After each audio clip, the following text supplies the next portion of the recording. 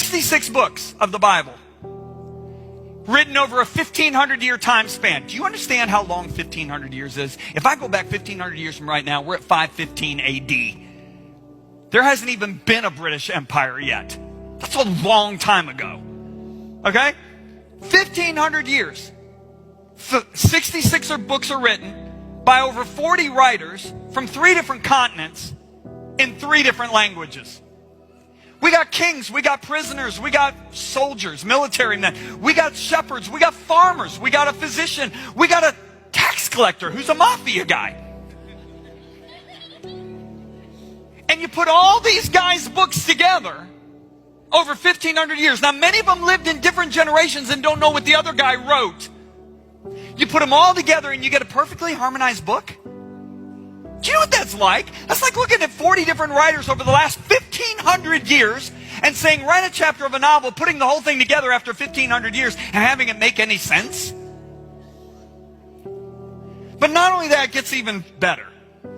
If you look at the Old Testament's 39 books, written over 1,100 years. And the last book of the Old Testament is written 400 years before Jesus is even born. I mean, go back 400 years from right now. There's no Atlanta Braves.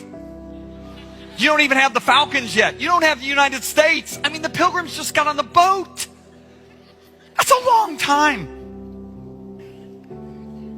The last book was written 400 years before Jesus was even born. Now, you got these 39 books written by all these different authors for over 1,100 years, many of them living in different generations, not knowing what the other guy wrote. And you know what these guys did? They made predictions about the Messiah. Things like he'd ride in Jerusalem on a donkey, he'd be betrayed by a friend, he'd be born in Bethlehem, he'd be called out of Egypt, he would be sold for 30 pieces of silver, he'd be crucified. And they made over 300 predictions, with the last one being made 400 years before Jesus was even born. And you know Jesus fulfilled all 300 of those predictions?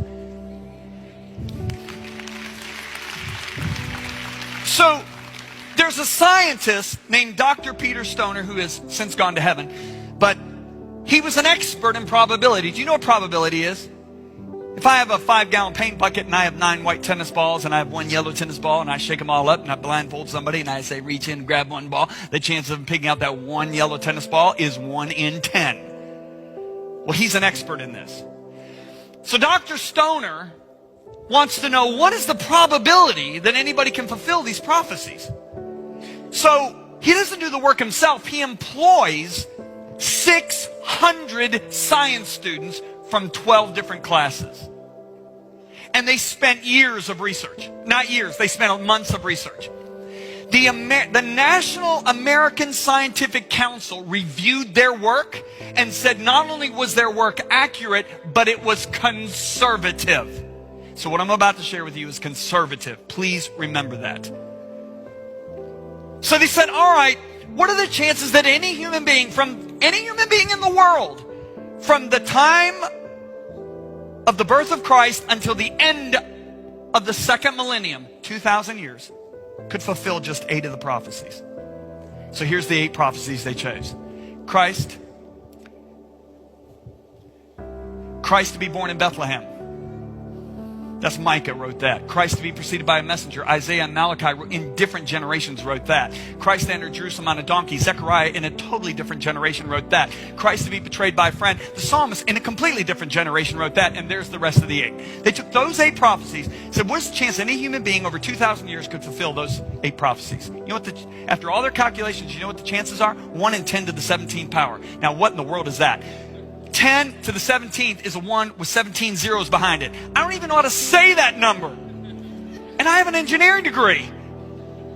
It's not gazillion billion. I got news for you. Okay, but I can illustrate that number. If I have that many silver dollars, I have no place on earth to store them. I have to just spread them out all over the ground.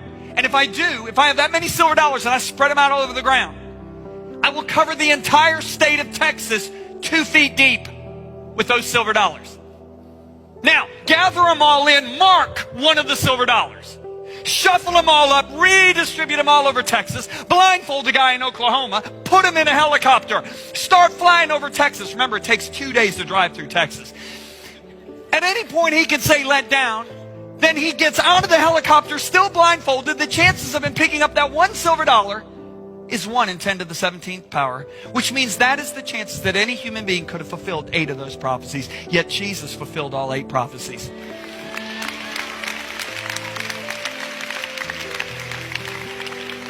So Dr. Stoner said, what about 16 prophecies? So they do all these hours of calculation, he and the 600 science students.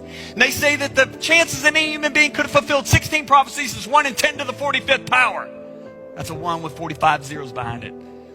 Don't even ask me to write that number down. Now, if I have that many silver dollars, I can't store them on the earth.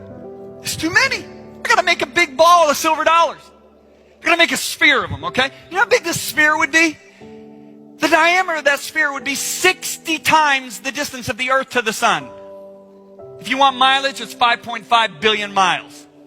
Now, mark one of those silver dollars. Shuffle them all up. Blindfold the guy, put him in a jet plane. It will take 400 years nonstop flight just to fly around the ball. At any point, he can say let down. Now remember, he might have to dig 2.75 billion miles into the center because the mark one might be in the center. But the chances of him picking up that one silver dollar is 1 in 10 to the 45th power. That is the chances that any human being could have fulfilled 16 of the prophecies. Yet Jesus fulfilled all 16. So can I blow your mind? Can I really blow your mind one more time? Can I blow it? So Dr. Stoner said, what about 48 prophecies? What are the chances anybody could fulfill 48 prophecies? So they do hours and hours of calculations. And you know what they found out? It's 1 in 10 to the 157th power. Now, how big is that number? I can't use the silver dollar. It's too big. I got to go to a smaller item. I got to go to an electron. Now, do you know how small an electron is? Let me just tell you. If you got a 1-inch line of electrons, straight line, 1 inch, and I start counting tonight, and I don't go to sleep, I will count, if I count 250 per minute, it will take me 19 million years to count that 1-inch line of electrons. Now, if I have that many electrons, 1 in 10 to the 157th power, I got to make a sphere of electrons. You know how big the sphere would be? It would be as far as man has ever seen into space. 13 billion light years. Now, mark one of those electrons. Blindfold the guy, put him in a space shuttle, send him into space. At any point, he can say stop. The chances of picking out that one marked electron is the chances that any human being could have fulfilled 48 of those prophecies. Yet Jesus fulfilled all 48.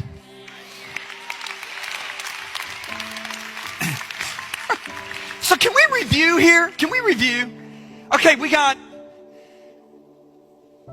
39 books written over 1,100 years by all these guys. Many of them don't even live in the same generation. They make these predictions about the Messiah, with the last one being 400 years before he was even born. And Jesus fulfills all 300? And you tell me the Bible doesn't apply to today?